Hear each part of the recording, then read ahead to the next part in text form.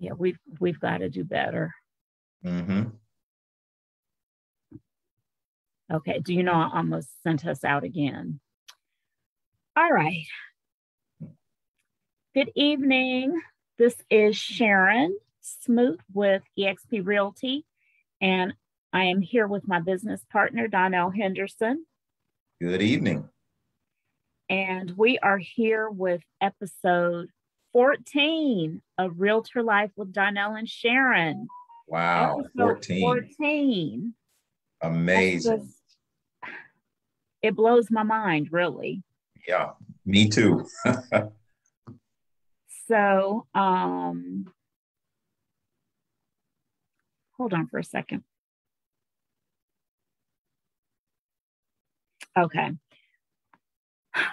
Episode 14. So we are doing it. We are consistent, believe it or not. Yeah. And 14 weeks. That's a lot, Sharon. I mean, who would have thought we'd make it this far? But I'm happy that we did, sharing good information and just life experiences and just trying to educate and make people aware of some of the things going on in the real estate industry. Yep. And so tonight we are talking about the appraisal. What happens if the appraisal comes in low? What happens if the appraisal comes in high? Who's entitled to know what the appraised value is? Mm-hmm. And, all things appraisal, special steps addressing the appraisal, how that might make your buyer's offer a little bit more palatable or competitive. Mm-hmm. Negotiations, repairs associated with the appraisal. Yep.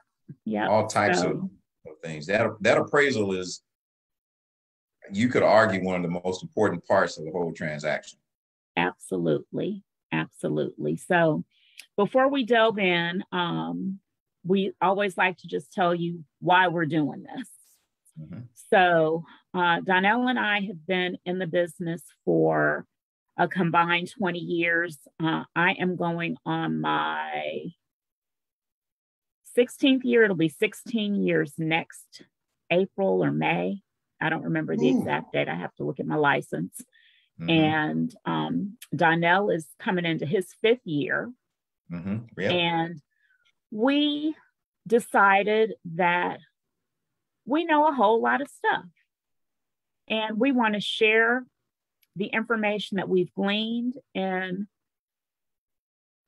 all those years of working in this amazing profession, and just be a source of good, solid information. Now, both Donell and I are based in Georgia, so the majority of what we're going to be talking to you about is based on Georgia law. The laws in your state might be different, but that's okay.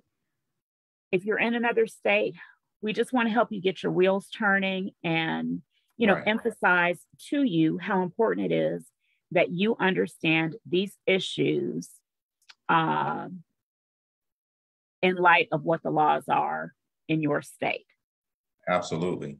And we are not experts or gurus. We are real realtors that are just sharing our experiences, and in some cases making people aware, clearing up some things that may have been assumed, and in other cases introducing things that people may never have even heard of, whether they be concepts, strategies, etc. So this is for any realtor, whether you're brand new out of real estate school, or whether you've been in the business 30, 40 years. Hopefully you can gain something from what we're sharing. And it's just an educational, informational, and we try to make it a fun segment for everyone. Yes. And, a lot of the times, especially when you've been at something for a long time, I don't want to say that you necessarily think you know it all, because nobody knows it all, but you think that there's very little that can surprise you. Mm-hmm. And what we have learned is that we are still capable of being surprised. and we Absolutely. encounter issues. I don't know what is going on with my hair tonight, Donell. It is just so whopped and crazy looking. It's okay. Anyway, it's not a beauty contest. But, we come across situations and we're like, dang, I didn't know that. Or, dang, could you believe she did that? Or, Right. oh my Right. God, you won't believe what happened to me today. Mm-hmm. And so, what we talk to you about each week are things that we have experienced personally or things that we have heard our colleagues going through, questions that we've seen asked in the various Facebook groups that we're in. And so we're just here to share with you, to give you some insight into different issues and, help you get the answers to the questions that you might have. Yeah. And if we don't have all the answers, as Sharon mentioned, each state may have a different take on a concept. By all means, speak with your broker to find out your specific state rules and guidelines. But hopefully we can at least plant some seeds, point you in the right direction, and just get you to thinking and just say, let me do a little bit more research. Because at the end of the day, the more we know, hopefully we can protect ourselves and our clients. Exactly. So let's go ahead and get started with tonight's topic, talking about the appraisal. That's a big one. You can't be a realtor and not know the difference between an appraisal and an inspection. Yes. So I don't even think that we need to spend a whole lot of time on that. Mm-hmm. I agree. So let's just jump right ahead to talking about how you can use the appraisal, special steps involving the appraisal to make your offer more competitive and more palatable to a seller. Yeah. So, Donell, what's one of the strategies that you use a lot is to say that the client will pay X number of dollars over appraised value. Yeah, Sharon, in this market, it's just tough. And I think this is just one of the strategies that I use, or one of the areas that I use to try and strategize and make my offers more competitive for my clients. So, first of all, I have a conversation with the client to kind of set the tone and educate them on the market that we're in now. Mm-hmm. And part of that conversation just goes like, it's a competitive market. And in a lot of cases, first of all, let's just say where the appraisal comes in the whole process. Mm-hmm. So typically you will make an offer for your client for a specific price to the seller. And let's just give an example, a real life example. Closing house is listed at $220, which is a bit low for Atlanta, but for this example, we'll start at $220.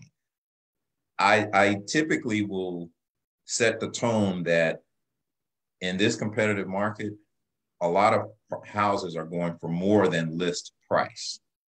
Okay, which means for our offer to be competitive, we probably will have to offer list plus something, 225, 230, et cetera. One of the questions invariably that comes up is, what are the comps? And that used to make a lot of sense. Mm-hmm. And it can still now make some sense. I mean, you do need to know where the comps are in that neighborhood. But at the end of the day, the comps may or may not affect the way that buyer or bids on that particular house. So a lot of times what we'll do is say, we will offer $225, $5,000 over the list price. And we'll put a special stip in that says buyer to if the appraisal comes in lower than our offer price, buyer to pay $5,000 or $3,000, whatever that buyer's comfortable with, over the appraised value, should the house not appraise, okay, up to a max of whatever that offer is, our offer price. Okay, so in other words, it would say something like, in your example, the house is listed at 220, you offer 225, and you would say buyer shall pay $5,000 over appraised value up to 225,000. Correct. Okay. Now, okay. But in doing so, I mean, I've got to have some conversation with the buyer. And the first thing is, if whatever you have, yes, do you have that cash? And have you talked this over with if you're getting a mortgage, your loan officer? Mm-hmm. Because most likely there's been a conversation with the mortgage person. They've kind of given the buyer an idea of how much money they're going to need to bring to closing. And let's just say, I mean, I typically used a rough estimate of 3% of the sales price as a general rule of thumb for closing costs. Uh-huh. Okay. So on 220, Sharon, I'm not a math guru, but I know that's going to be right around what, $7,000? Yeah, 6,600. 6,600 or so. I'm not a math person either. 220 times 3%. Yeah, 6,600. 6,600. So usually the buyer is going to kind of have an idea of how much money they're going to need to bring to closing. Mm-hmm. Okay.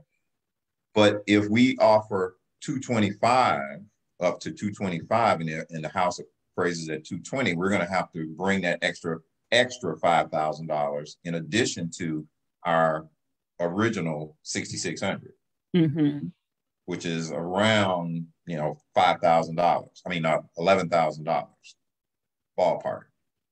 So the question then comes to the buyer: do you have the money? Should we need it? And if they say no, I don't, then we have to go back and renegotiate and kind of come up with a different strategy. Okay. So what happens? Well, let me put it this way. If you're going to employ that strategy, how typical is it for your buyer to be shopping at the top of their budget? Unfortunately, what I have seen in that 220, 200 and less, or right around that area, that neighborhood of 220, 20,000 plus or minus, usually folks have just a set amount. And usually they're trying to get the most house in this competitive market. They're unfortunately around 200 here in Atlanta. They're competing with a lot of investors who are cash investors.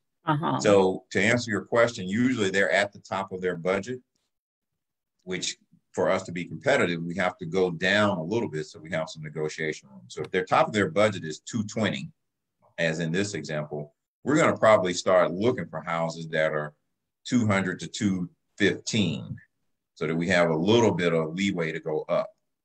But unfortunately, that's typically a first-time home buyer range here in Atlanta. So usually they're at the top of their budget. In a lot of cases, they may or may not have that extra money to use that appraisal contingency to, be competitive in the market. So. Okay.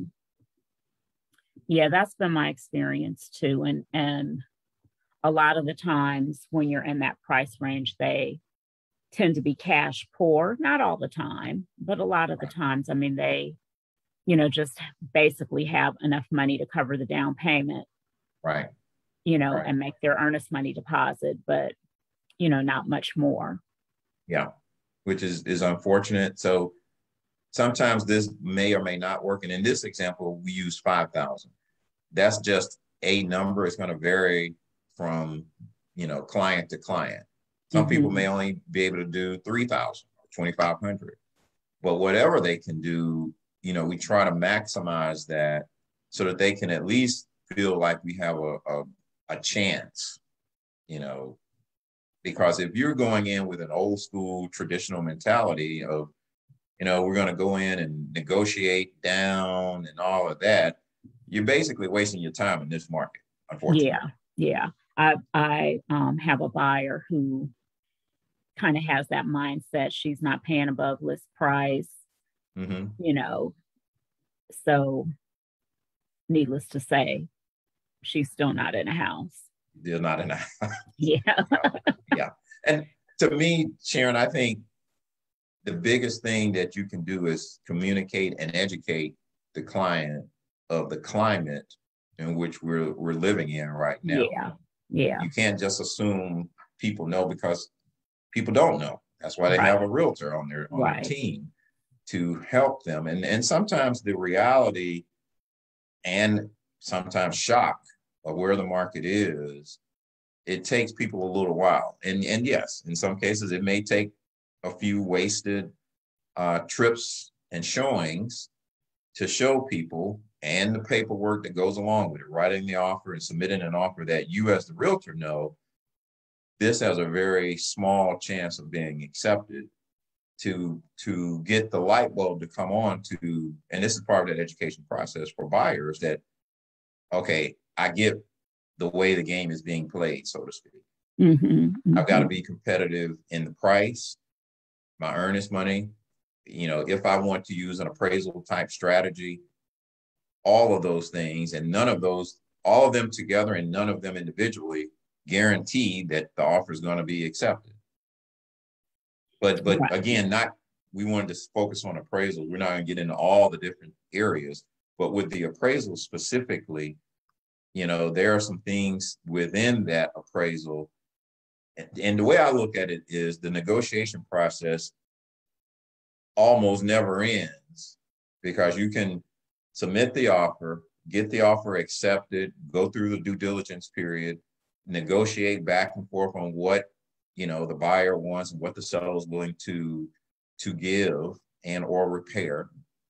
And in a lot of cases, the stress level, once you get past the due diligence period, you can kind of breathe a little bit easier. Like, okay, we made it through that difficult That's gauntlet, the first hurdle. The first hurdle. So maybe we can breathe a little bit. But with the repair specifically, and I have one now, the house had a lot of issues. We went through the due diligence period. We negotiated back and forth. We came up with the amendment to address concerns. We're good, or so we thought. But when the appraisal came back, guess what? The appraisal came back low, as in $30,000 low.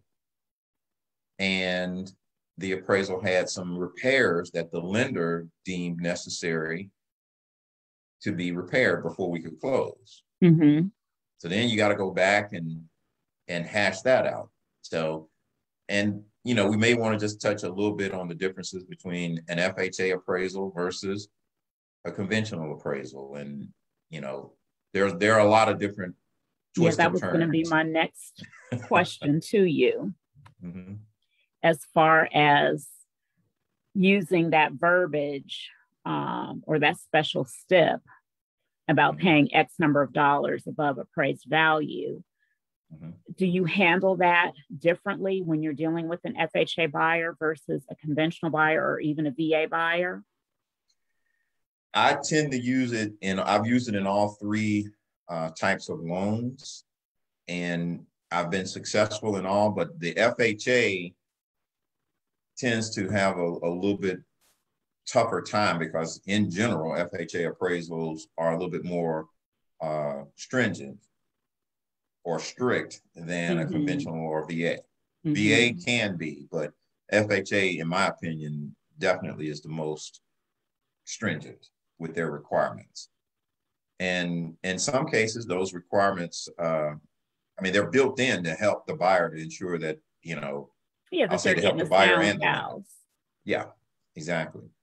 One of the things that is specific to an FHA appraisal versus a conventional is that on conventional, you have the number of days of which you have to do an appraisal contingency period. Appraisal contingency, yes. Whereas in FHA, there is none. Okay. And this is one of the things you and I had a conversation about a few weeks ago. The way I think we actually brought it up, the way the FHA is that the addendum is written, that you can have the FHA appraisal as long as it's a mandatory clause. Mandatory clause, yeah. And I think a lot of people don't know that. It saved some of my buyers in the past because that is different from the finance contingency. Typically, I use 21 days for my contingency days.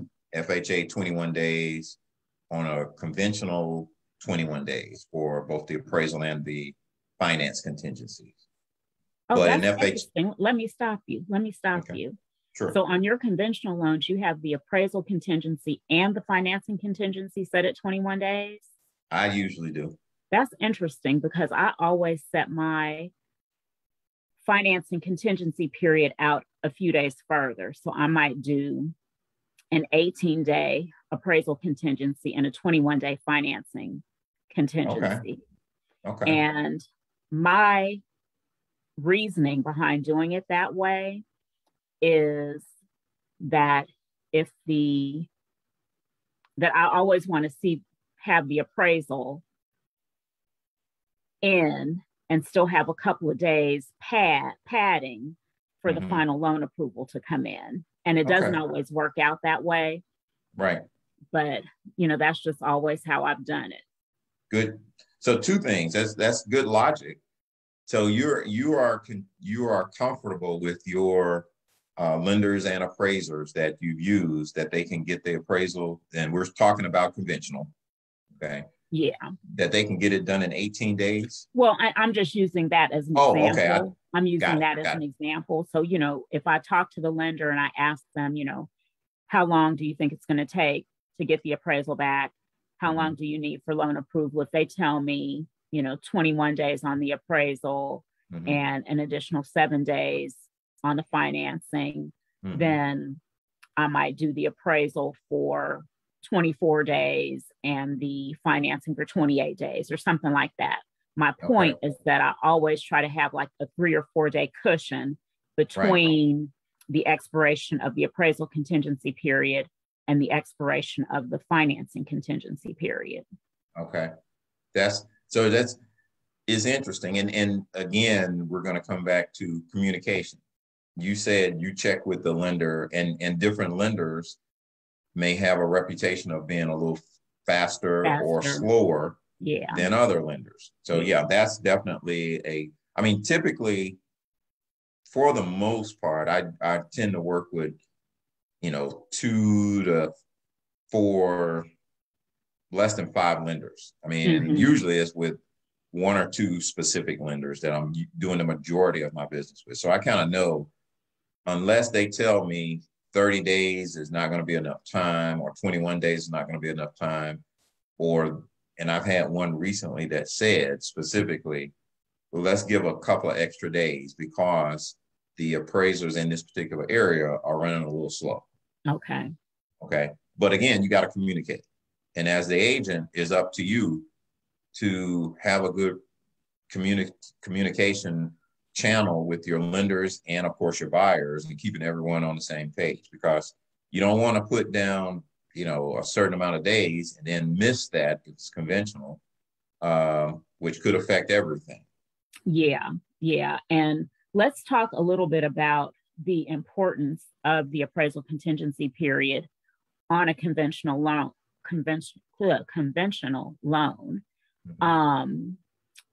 We had mentioned that with the FHA loan, you have that amendatory clause, and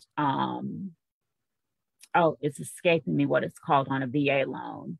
But essentially what those clauses say is that if the appraisal comes in low, the buyer has the right to terminate the contract at any time, could be sitting at the closing table, and decide, the appraisal came in low, I don't want to do this. And there is no penalty. They can get their earnest money back.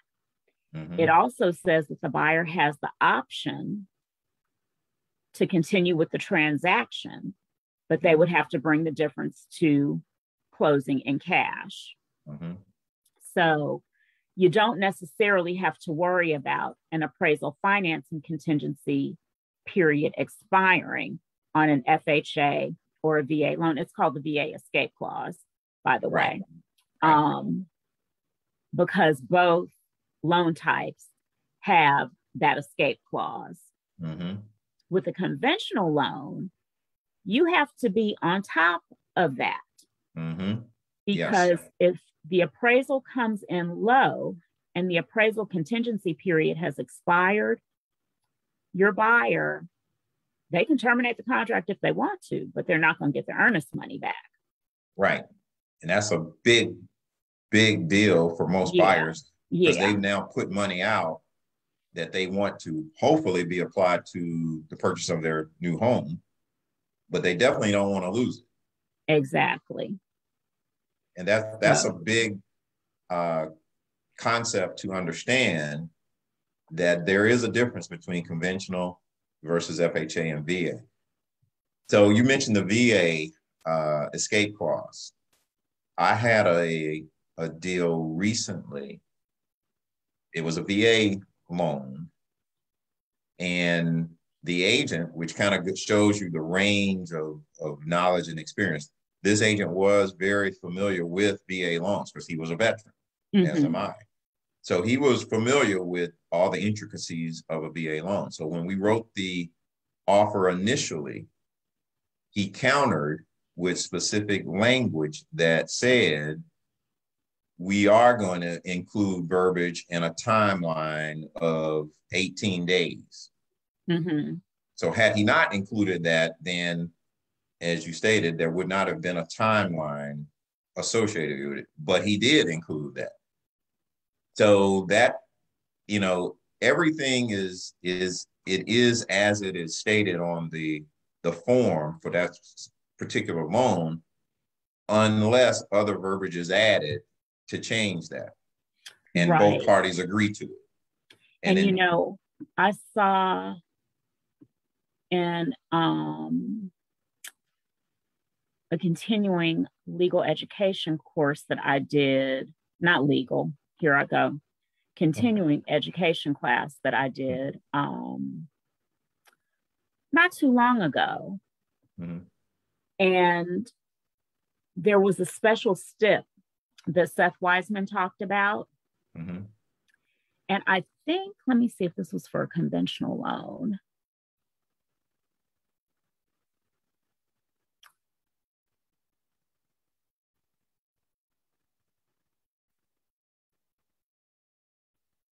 Yeah, but this might not be the one that I was of, but there was one. Oh, yes. The special stip has to do with the property not appraising, not a basis for buyer to get back earnest money. And this is on a conventional loan only. So, I wonder, because FHA and VA are government-backed programs, mm-hmm. if adding any of that language would mean anything. We will say this. It was such a competitive home that was on the market, and there were, if I remember correctly, 27 offers on this home. We felt like we don't want to take a chance. We'll agree to it. And it got past the lender. Got past the lender. Lender was fine with it. Interesting. And luckily, it did. We finished everything within the time frame, and it did appraise where it needed to. Okay. Thank God. I must say, I was hoping and praying that it didn't come in low, because that would have been a lot more stress to deal with from a negotiation standpoint and all of that. Yeah. But luckily, it came through. But again, the point is, you got to be careful. Right. Yeah. Okay. So when the appraisal comes in low, mm-hmm. of course, the buyer has the right, unless there's a special stip that says otherwise, to ask the seller to reduce the sales price. Mm-hmm. But that ask has to come in before the appraisal contingency period has expired if we're dealing with FHA. Mm-hmm. How common is it, do you think, in this market for the appraisal to come in low? I think you told me about one of your deals where it came in $15,000, $20,000, $30,000 low. I got one right now. Oh, is that the one with all the repairs? Yep. Oh, okay. Okay. Yep. Came in 20,000. It was, I think, $20,000 lower than our offer. And,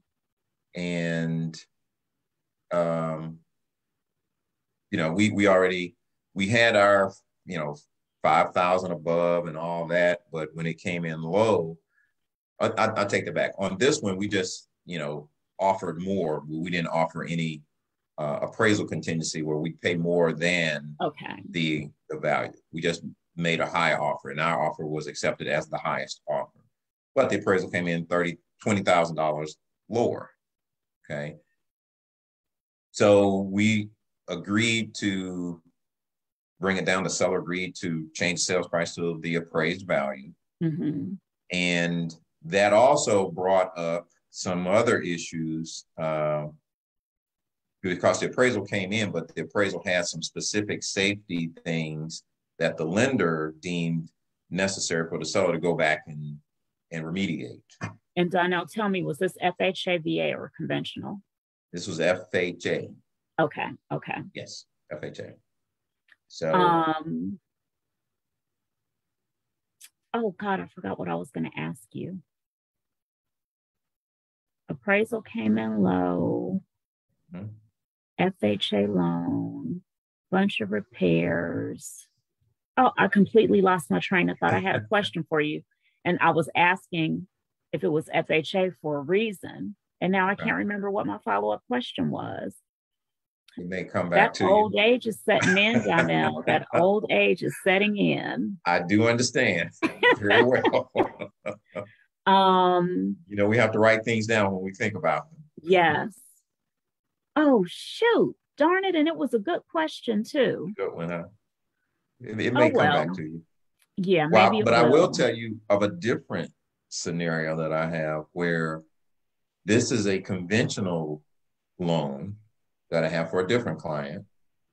And the agent experienced, as you've been in the business 17 years, was giving me, our appraisal had not come back. And she was just, you know, we were just kind of talking about, you know, Realtor Life in general. And she was telling me of a story where on a previous listing that she had with another agent, the appraisal came in more than their agreed upon price. So the appraisal came in, let's say, $20,000 more than they had agreed the sales price.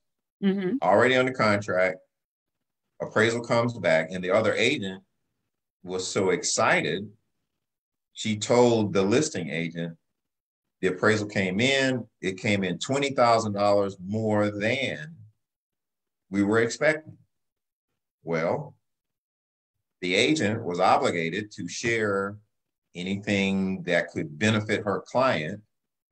And she didn't, let's see, the way she said it was, she didn't feel like she was obligated to give extra information. But when the client asked her, she obviously could not withhold that information. Right. She had to be truthful. Right. So the client did ask, what did the appraisal come in at? So she had to tell him $20,000 more than our agreed upon sales price. The seller, which was her client, said, well, that sucks. She thought about it, and an hour later, she called her back and said, I'm not going to go through with the transaction. We're going to cancel the deal. I'm not going to sell the house. I'm going to put it back. Did it come to you just now? It did. Do you want to write it down, or you want to talk about it? I'll remember what it is. Okay. So they did just that. They did not sell the house. I don't know what the end result was. In essence, she said, I'll take my chances in court. The seller saying, I'll just take my chances in court. If I'm going to put the house back on the market for $20,000 more so that I can profit that $20,000. So the agent, and now I'm in a transaction with that same agent, and appraisal had not come in. It just came in today. Thank goodness it came in where it needed to. We're down the road. But she made a point of telling me, Donell, if the appraisal comes in, just tell me it's good. I don't even want to know Right. how much it came in as, because if you tell me and the buyer and the seller ask, I'm going to have to reveal that. And we don't want any issues. We want a smooth transaction and so on and so forth. So just a Okay, I little, have so much to say go ahead. about that. Go ahead. But before I do, let's backtrack for a minute Okay. and talk about what I just said that I wasn't going to forget. Okay. Guess what? Uh-huh. I forgot again. No. No, Sharon, I told you to write it down. Oh my goodness. Okay. Appraisal coming in low. FHA. Oh, I remember. One of the things pivotal, you're dealing with FHA and VA, and you have a situation where the appraisal comes in low, is that the appraisal stays with the property for 120 days. That is a good point to make. And so when you're representing a seller who balks at the idea of reducing the sales price, Mm-hmm. they are effectively eliminating a huge pool of buyers. Mm-hmm. If they say, you know what, I'm not reducing the sales price, we can just terminate the contract, put it back on the market. They're Mm-hmm. eliminating those FHA, those VA buyers. It's going to be cash or conventional only. So, right. Maybe in this market, that's not that big of a deal. In a different kind of market, right. That might be very, very detrimental to a seller. Right. So I always advise them, it's going to stay with the property. So if the next buyer is an FHA, mm-hmm. that appraisal won't necessarily be the same depending on what has happened in the market between now and the time that you go under contract again and the property is appraised, mm-hmm. but it could come into play. Right. That's a very the next appraiser is going to look at it. If there's an appraisal that's taken place within 120 days, they're going to look at it. Right. And that's the value that they're going to use. Yeah. That's a good point. Another thing to look at is, and again, this is about advising your client on the reality versus the fake goal, so to speak. Even if, as you said, first of all, you're going to, negate any other potential FHA buyers because that appraisal is going to stick there. So you're not going to really gain anything. But so then you're, as you mentioned, cash and conventional only. Well, here's the thing. Even if you get a conventional buyer, so you're happy about that, most likely, and I'm just using a general term or statement, that appraisal is going to probably be close to whatever the FHA appraisal was. I mean, and we don't know that, but my point is, I don't think you're going to get a $50,000 difference. Right. So if whatever the appraisal comes in at, whether it's FHA or conventional, that's giving you a pretty good valuation of where that property is. And if you throw this fish back into the water, you really, in my opinion, in this market, probably just wasting time. And do you really want to wait another 30, 45 days? It may not go into contract immediately.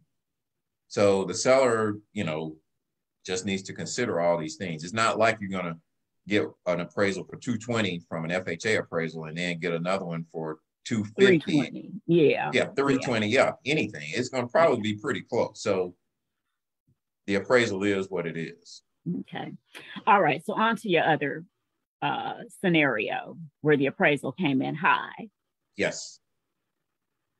I think that the seller is being penny wise and pound foolish. Yep, that's one of them old-fashioned sayings. Yep. But I agree. I think that if the buyer were to choose to sue her, that it will cost her more than $20,000 to defend that lawsuit. I agree. I definitely agree. Yeah. And then just the time, the expense, the headache of dealing with all that. The risk. Yeah. I mean, I don't know what she was thinking, but I would have strongly discouraged her from going that route. Yeah. I think though in this market, Sharon, and to, it's funny on some aspects, some buyers, I think this is more towards the buyers, don't know because they don't buy houses every day. They aren't in the market. They're trying to get into the market. So they may be going on what happened with a family member or something that happened 10 years ago, if they bought a house, and then when they get into the market now, they're surprised. So you have to educate them to bring them up to current conditions and standards. But on the seller side, it seems like the sellers are all, I'm not going to say all, but tend to be a little bit more savvy. They, in essence, they know, most people that I deal with know that it's a seller's market.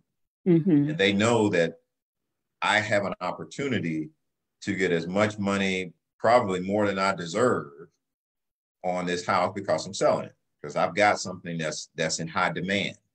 Okay, low inventory. I'm in a good position. But then it goes past the reality and it gets into greed. And I think that is a lot of what's driving, because my experience, and I'm sure you would agree with this, most sellers are not going to give anything as far as closing costs. Right. I mean, we don't even ask for closing costs now for the buyer. All right. But the sellers are, some sellers are, and they should, you should get as much as you can get. But at the same time, I think you have to be realistic, fair, and ethical to a certain extent. Well, because I'll tell you this, like putting on my lawyer hat. Mm-hmm. In your scenario, that lady is going to have to pay a lawyer to defend the lawsuit. Mm-hmm. She's going to have the carrying costs for the home, right, mortgage, property taxes, insurance, upkeep, and maintenance on the home. Mm-hmm. Now, depending on how quickly the buyer makes the decision to sue, the other thing that's going to happen, if the buyer has a really good, savvy real estate attorney representing her, real estate litigation attorney representing him or her, is they're going to slap a Liz Pendens on the house. And what the Pendens says is that the property is the subject of litigation. Mm-hmm. So that seller is thinking, I'm just going to turn around and put the house back on the market and I'm going to sell it. But if that buyer moves quickly, mm-hmm, and gets that lawsuit filed, and that real estate attorney files that Liz Pendens in the real estate records, it's going to show up on the title search. And guess what? She's not going to be able to sell the house because right, the property, the world is on notice that the property is the subject of litigation. Right. Everything halts. Everything is going to come to a stop, just depending on how quickly that buyer moves, mm-hmm, and maybe the buyer will say, you know what? She can keep it. I'll just find another house. But she really has positioned herself to be sued for specific performance, where she's asking, the buyer could ask the court to force her, mm-hmm, to sell the house, to consummate the transaction. Which would potentially cost more than the $20,000 that she was trying to go after. Absolutely. And the other thing is, if I were representing the buyer, we filed a lawsuit that includes the filing of the Liz Pendens in the real estate records. Mm-hmm. And in that lawsuit, our prayer for relief would include an ask for attorney's fees. Mm-hmm. So not only could she potentially have to pay her own attorney's fees, she would have to pay the buyer's attorney's fees as well. Wow, that's stacking up more and more. And I would assume, I mean, in a lot of cases, I have clients that have sold their house, or a person that's on a lease, and they told the landlord, I'm going to be out on this day, but now this has come up. That could be another month's worth of rent. That's all damages. That's all damages. That's all damages. Yeah. That's, yeah. your statement of pound, what was it, a pound Penny wise? wise and pound foolish. Wow. So again, I think sometimes in this day and age, greed can play a large part in people's decisions. And really just not thinking everything through. Right. You know, she's in the moment. Oh, I'm going to be able to get $20,000 more for this house. You know, they're going to have to sue me. And maybe she's banking on the fact or on the assumption, on the hope that the buyer wouldn't sue. You know, honestly, who wants to go through all that? But at the same time, I've got 2 clients right now. I've been working with one since February of this year. And I've been working with another one since March or April of this year. And we have put probably 30 offers in. None of them, we had one that was actually accepted. And it fell out during the due diligence period. We just could not come to an agreement. We had another one that was accepted or verbally accepted.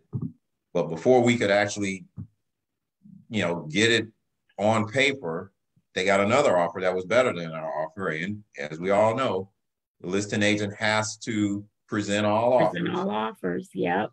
And she did. And the seller accepted the other offer. That was a heartbreaker. But my point is that's 2 out of that. Oh, that just so infuriates me. It's so, and yes, all offers have to be presented. Even once you're under contract, all offers need to be presented. Right. But I just feel in a situation like that where you've been told or emailed, you know, your offer's been accepted. It's just a matter of securing the signatures. To pull the rug out from under somebody like that is just so shady to me. It just leaves such a bad taste in my mouth. I've had that happen a time or 2 over the years. And it's like, damn, how could you do that to somebody? Yeah. And especially in this market. Oh, my goodness. Yeah. Yeah. So my point of that is out of 30 or 40 offers, we've only had 2 accepted, and we didn't get those 2 for whatever reason.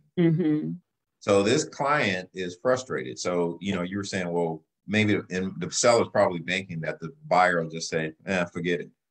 From the buyer standpoint, these people are frustrated. They may have been paying month to month, which is more than they typically would pay. So they may have had the U-Haul truck packed up. Absolutely. Absolutely. Some buyers might say, you know what? I'm just going to fight you on this. I got nothing to lose.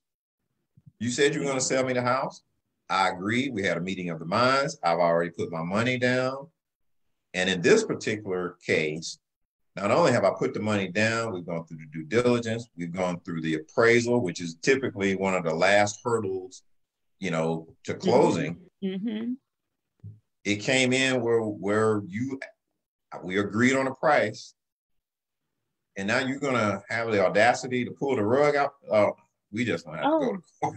And Donell, we haven't even talked about this, and this is getting way off topic, but she could possibly be liable for the real estate agent's commissions. Absolutely. So, I mean, there's just so much. And maybe she said, you know what? I don't give a damn about any of that stuff. I'm going to still do it. I think I'm going to be able to sell this house for $20,000 more. But if you factor in the commissions, the buyer's attorney's fees, the buyer's damages, she's looking at way more than $20,000. Penny wise and pound foolish. More foolish than anything. Yes. Yeah. But, you know, that's really interesting. And so, number one, when you're representing the buyer, do not tell the listing agent how much the property appraised for. No. Just tell them that it appraised for value, that we're good. We're good. The appraisal came back and we're good. That's all they need to know. In a situation where the appraisal comes in low, you have to tell them. Right. And most times you show them you get a copy of the appraisal and you give it to the listing agent so that the listing agent can see it. So that's one of the things I was just about to ask. When the appraisal comes in low, obviously you have to tell the person. Mm-hmm. But are you required to show that appraisal, or can you show that appraisal to the listing agent and or then down the road, the seller? I always have. Because, if you're being shady, you could just say the appraisal came in low. And, unfortunately, there are people that do shady things in this business, and that's just keeping it real. Yeah. You have absolutely. shady loan officers, you have shady realtors, you have shady appraisers, the whole mortgage fraud. In every industry. Back during the Great Recession, even before the Great Recession, all that stuff that was going on in Water's Edge, right, in DeKalb County, so we know that there are shady folks. And so typically, if the lender tells me the appraisal has come in low, I've always received a copy of the appraisal and I've shared that with the listing agent, who I assume in turn has shared it with her seller so that they know the appraisal has come in low. But you're not required to do so. In essence, you have to have the buyer's permission to share it, right? Yeah, I mean, the appraisal belongs to technically the buyer, and the lender. And I've only seen one case, and the reason I asked that, I've seen one case where the buyer said, no, I don't want to share it with them. Well, then you're like, well, we have to share it with them because it's kind of like the inspection. You don't have to share the inspection. You're asking them for something. Yeah, you're going to ask them for something. They're not going to just take our word for it. Right. It would behoove us and give evidence as to what we're saying. Right. And if you choose not to do that, I guess that's your right, but it also puts us in a corner and makes us look shady. So, yeah. But and again, most of the time when people see, okay, by sharing the appraisal is actually going to benefit me. Right. Most people don't have an issue with that. Yeah. But, and I just want to bring that up. And I've had a couple situations where once we have looked more closely at the appraisal, we've wondered, like, okay, what was this guy thinking? Because he used a property that's 5 miles away for a comp, and there's one, right down the street, less than half a mile away. He's used a comp that was over a year old, and there's one the same distance away that sold 6 months ago. So sometimes, there might be a basis to even challenge the appraisal. And I've certainly had a situation where the listing agent, I represented the buyer, the appraisal came in low. The listing agent shared the appraisal with her client and they discussed it and they were like, mm-mm. And that, and they said, what about this comp? What about that comp? And when we sent it back, this was actually on a short sale. When we sent it back with those, the appraiser changed his number. How long ago was that? That was years ago. That was during the Great Recession. I was going to say probably like 2010 or 11. My experience recently meaning in the last 3 years, I've had 2 or 3 that, like you said, the listing agent said, that's no way. So I'm going to pull some comps and, send them to the appraiser. My experience recently has been that the appraiser, based on probably in part on what you were saying earlier, the mortgage issues from 2007-8, appraisers now don't want any, sometimes they can be a little bit ultra conservative with their values. From what I've seen recently, you can bring them comps, but unless they is like right next door or across the street, Mm-hmm. A lot of times they have not changed. They don't change the value. I mean, you have to have a strong case, not just one. Here are two or three. To Mm-hmm. me, the appraisal part is still as objective as that section of the industry or tries to be. It still comes down to the individual. Yeah, I agree. I agree. And that's a whole different That's a whole nother. topic that we could get into. Absolutely. Absolutely. But I was doing some reading in preparation for tonight and came across a question that somebody had wrote into some blogger or whatever. Mm-hmm. And the person who wrote in was a seller. And he said that he had asked for a copy of the appraisal. And his Mm-hmm. agent told him, I don't have a copy. We're not entitled to a copy. The buyer's agent just told me that the property appraised for value. Mm-hmm. And this man was on a mission to get a copy of the appraisal. And he asked the blogger, whoever, could he go directly to the lender to get a copy of the appraisal? And the blogger wrote back and told him that he could not, that the lender is governed by certain rules, right, and that the appraiser belongs to the buyer and by extension to the lender, and that unless the buyer gives permission to share it, that the lender couldn't give it to him. And, I just find that really interesting that this guy was like on a mission to see that appraisal. And it's like, okay, why do you care? Why do you care? As long as you know that you're not being asked to lower the sales price, and maybe he was afraid that he was leaving money on the table. And in his question, he said, we're tempted to just terminate the contract and put the house on the market for rent if we can't get a copy of the appraisal.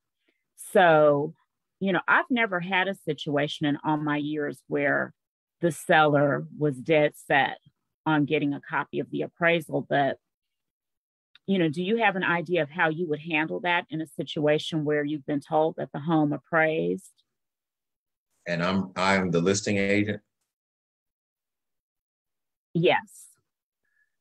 Well, based on, recently watching a very famous podcast called Realtor Life with Donell and Sharon. Those guys are good. What I would now say, really. What I would now advise my client is you may want to think about that and reconsider, because possible litigation costs, possible realtor commissions, these pendings potentially being put on your house. I'm just trying to advise you on all the risk associated with it on one side. On the other side, you're getting what you asked for.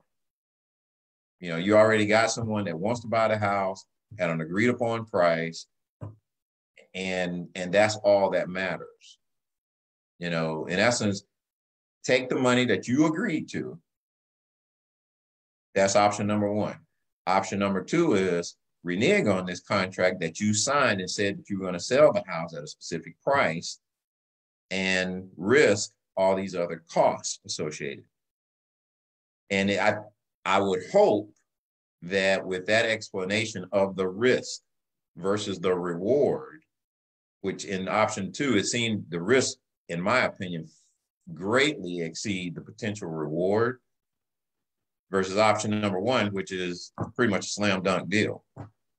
All reward. Hopefully the seller would see that logic.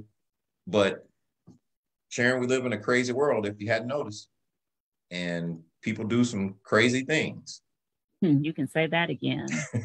But I'm just wondering, if as a matter of course, in preparing your seller for the whole arc of the transaction, if it would be a good idea to talk to them about the appraisal and say, if the appraisal comes in low, here's what's going to happen.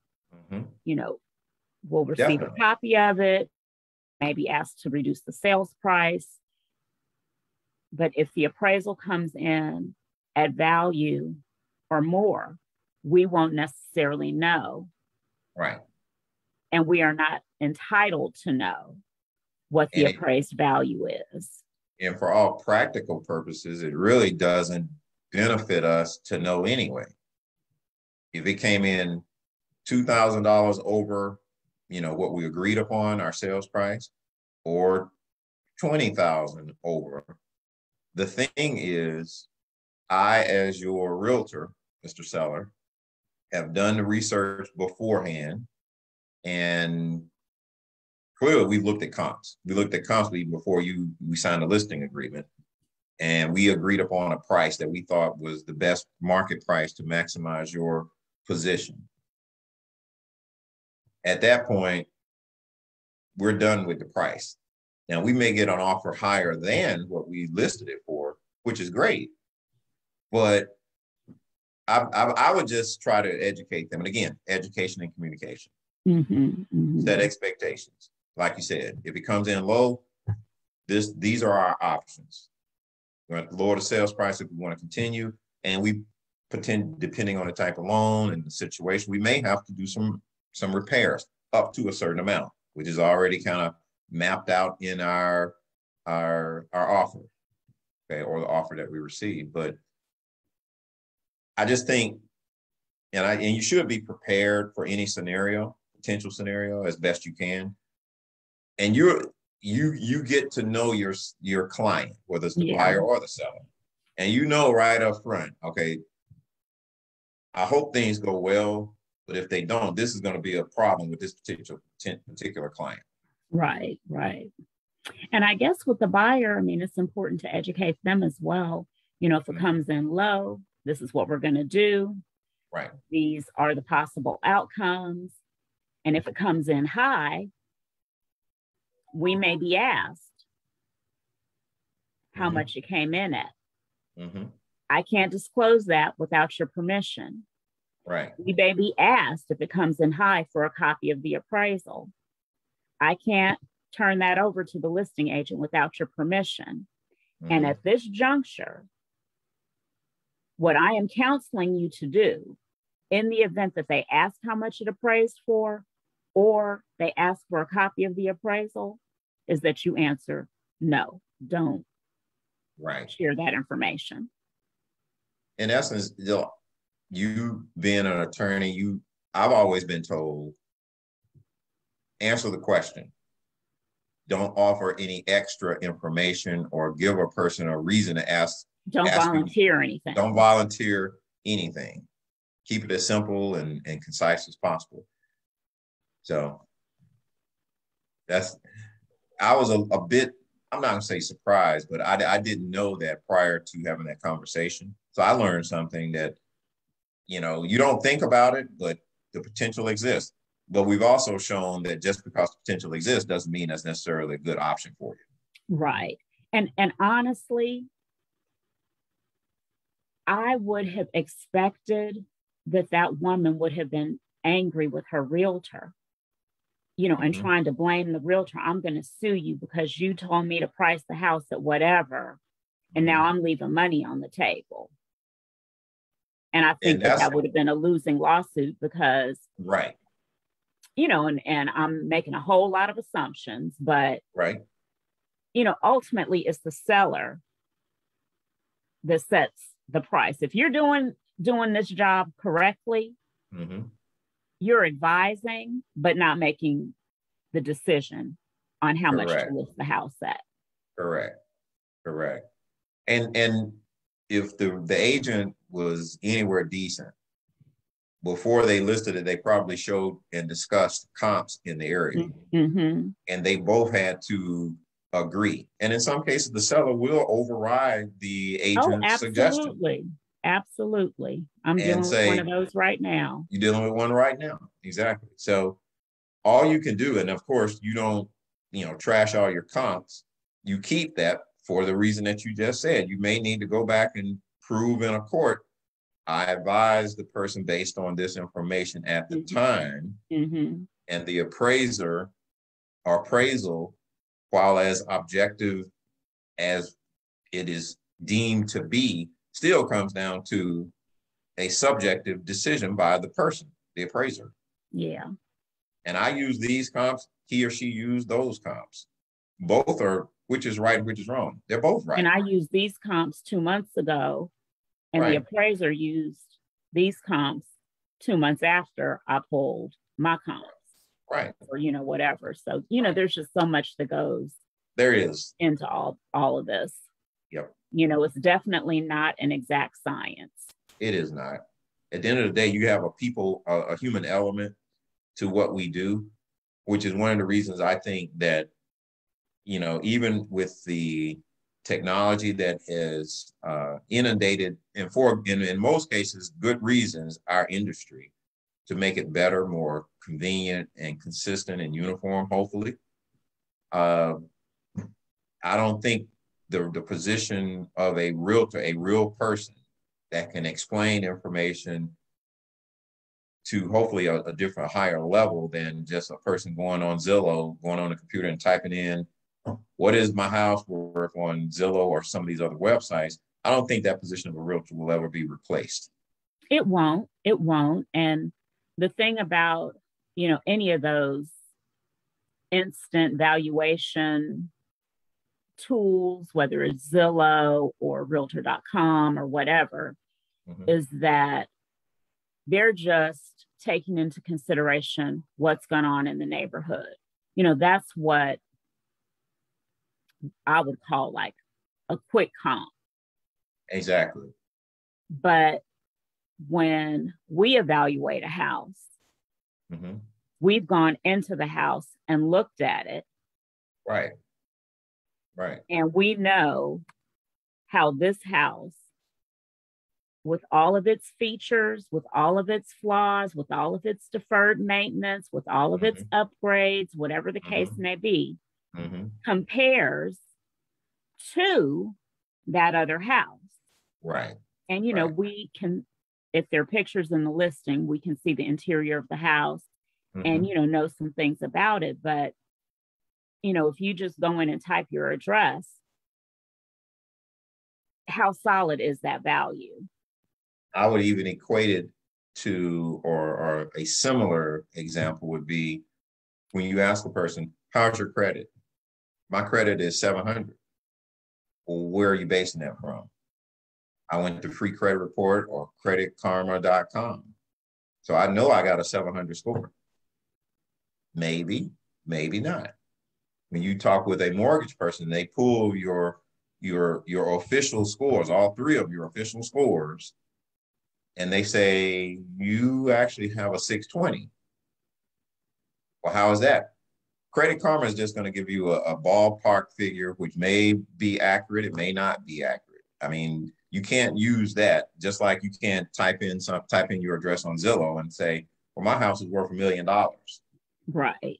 Because, you know, they just built some $1 million homes across the street or down the street from my house. Yes, but those were built in 2021. Your house was built in 1920. Those houses are, you know, 6,000 square feet. Your house is 1,200 square feet or 980 square feet. And still has that 1970s tile that you put in. Yes, or the pink wallpaper with the fish. Right. So, the parrot wallpaper. Parrot wallpaper. So, yes. Well, and you know, Donell, years ago, and I don't know how much more accurate some of these online appraisal tools are, but years ago there was an article about Zillow, and the former, I guess it was the CEO, Spencer Rasco, I think his name was, and that the Zestimate on his house came in 45% higher than what he actually sold his house for. And he was the CEO or the owner. Yeah, he was the CEO of Zillow at the time. And so when I would go on listing presentations, and I was ready for when a seller said, well, the Zestimate said whatever. And I'd be like, well, did you know that the Zestimate on Spencer Rasco's house was 45% higher than what the fair market value of the house. You know, I was ready for that. You were ready and prepared. Yeah. Yeah. So I guess we've exhausted this topic. The lesson in all of this is that you have to be prepared on how to deal with the appraisal if it comes in high and if it comes in low. I should say if it comes in low and if it comes in high. And I think that so many times we're prepared for that low. Right. But we're not prepared for the high. Buyers agents, don't volunteer. Don't volunteer it because the information you volunteer could potentially be used against you. Yep. And that's the other thing that we didn't touch on. The buyer in your scenario might have a complaint against her agent for disclosing that information because she disclosed information that jeopardized her client's purchase of that home. Right. Right. You know, so there's just a whole lot of litigation and complaints that can be filed in that scenario. Know what to say and when to be quiet. Yeah. And communicate with your client, educate, set expectations. Yep. But sometimes it's just as important not to communicate as it is to communicate. Absolutely. Absolutely. So, Donell, it is 9:46. We are running a little bit over. So let's just wrap this puppy up like we do every week. Sounds by good. Stating that we are always looking for motivated, hungry, dedicated real estate professionals to join our team. We are Team Limitless, part of the legacy team of eXp Realty. eXp is an international company, 60,000 agents strong worldwide. We're in over 17 countries, South Africa, Canada, Great Britain, Spain, Portugal. I can't even name them all. A lot of countries. China. Brazil. Yes. And eXp is an amazing company with so many unique benefits. And one of the things that makes eXp so unique and so amazing is that it is a cloud-based company. And yes, you might think, oh, you know, I need an office environment. But guess what? When the pandemic hit, eXp didn't have to pivot because eXp was already virtual. Already, yeah. Already virtual. So we literally did not miss a step. All trainings continued. All events continued. I mean, it was just a seamless, you know, I can't even say pivot or transition because we didn't need to pivot or transition. Business as usual. Just kept moving at the same steady pace. Yep. Virtual company. Virtual company. And I love it. I don't want to have to go to the office for a training. I don't want to have to sit in traffic first thing in the morning to get to an early meeting. My commute is down the stairs to my couch with my laptop. That's my commute. So that's one of the benefits. Donell, you want to tell them about some of the other wonderful benefits that eXp has to offer? Absolutely. Too many to name and get into too much detail because we could be here all night just talking about the benefits. Yep. But I'll just give a brief overview. One of the things that separates eXp from other companies is that eXp offers its agents ownership. And by ownership, I mean actually stock in the company. Company is a publicly traded company. EXPI are our call letters. So every time you do a transaction, you have the option to set aside some of your commission to purchase stock at a discount, company stock. So that and as you accumulate over the years, that can be very, very profitable. The company stock has split several times in the last few years, which shows that it's growing with that 60,000 plus agents. Another thing is revenue sharing versus profit sharing. In some companies, they offer profit sharing. If the company doesn't make a profit, guess what? You don't receive anything. A big fat zero. With EXP, it's revenue based. As revenue comes in, a certain portion is set aside for the agents, put in a pool, and divided among those qualified agents. This is one of the things I think in this day and age, with COVID-19 and other things, especially with flu season coming up and all that, we need insurance. Everybody needs some form of insurance. Yeah. EXP offers its agents the option to purchase insurance. And I think that is a fantastic thing for independent contractors like real estate agents. So those are just a few of the high points. You can build a team. I'll just touch on this very quickly. You can build a team without using the traditional method where you have to, the person that joins the team has to give a portion of their commission and all that. EXP keeps it simple. EXP sets aside from the company revenue a way to compensate you for growing the business and growing the company. And it does not come out of your commission as an agent. Speaking of commissions, everyone starts at 80% and you can go up to 100%. Fantastic, real simple, easy to do. And our team is growing. You can have a team locally if you so choose. You can have a team nationally or internationally. And it's very simple to do. We are at EXP on the Team Limitless team. We have people that are looking to join our team from all over the country. And we're constantly, based on our Sharon and I as business partners, are warm and exciting personalities. That's a reason to join our team in itself.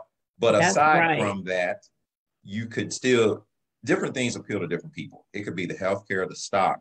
It could be the profit sharing. Each person should choose for him or herself. There's so much to offer, and we'd love to have you consider EXP and Team Limitless here in Atlanta as a new beginning. If you're a new agent or an older agent or a more experienced agent, we've got something for everyone, and we're here to help. Absolutely. So, if you're curious about what EXP has to offer, I will add my contact information and Donell's contact information to the description on Facebook. Mm-hmm. And, we'd love to talk to you. We can set you up with a guest pass to EXP World so you can see how our virtual campus works, where all the magic happens. Absolutely. All the training. I mean, if you have an issue with a commission, if you need to have a meeting with a broker, everything happens in EXP World, and we can hook you up with a guest pass. So, just reach out. We'd love to hear from you.